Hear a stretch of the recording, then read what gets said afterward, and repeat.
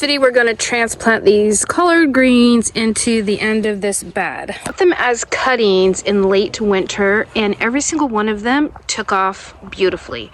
So I'll leave a link to the place where I purchased them.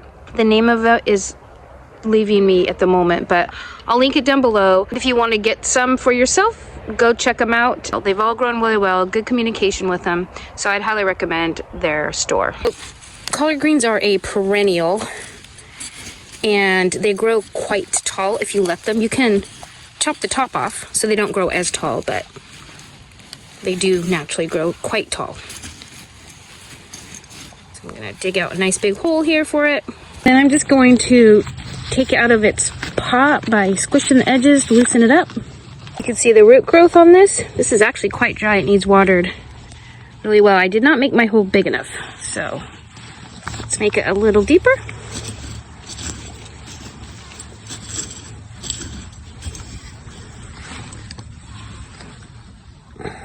No, that looks better.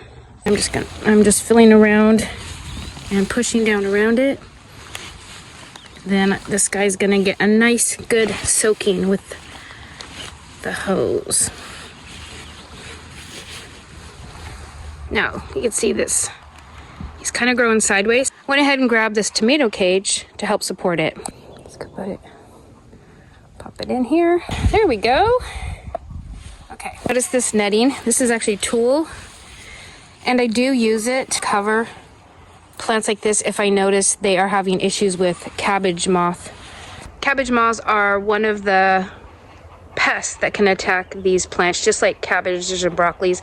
They're those little white moths that flutter around and lay eggs on the plant, which then hatch into tiny green caterpillars, which blend in beautifully, and they're hard to get off. So it's easier just to cover them for protection so that the white butterflies cannot get to them. Are they cabbage moths or cabbage butterflies? I don't really know. I'd have to look that up. But anyways, they are a pest. And I'm not seeing damage from them at this point. I'm just seeing slug damage. Second one, which are looking lovely. Put it down here and fill around. It's also quite dry. I need to give these plants a really good watering. To eat these, you just pick off a leaf and eat it as you would any other green, and they'll just keep growing and growing. Where I live in a mild climate, so they will just overwinter beautifully here and keep growing the next spring. If you live where it's cold, you might want to take a cutting off, plant it inside your house, and then bring it back out into the garden in the spring again. But I think these are just so cool. I mean, you want to focus on perennials, which are way easier to deal with than growing annual vegetables every year. Something like a tree collard, which might be a good one to think about getting. And take this other curvy one again. Ah! It'll still be fine, but look at that. Two of them are quite curvy. Look at that. I pulled out the roots and there was a slug right there. It was going up and eating the leaves. And this friend is also going to get a tomato cage. There we go. That's what she looks like. So I put 3 in the back here. This bed is 4 feet wide, so they're probably a little close together.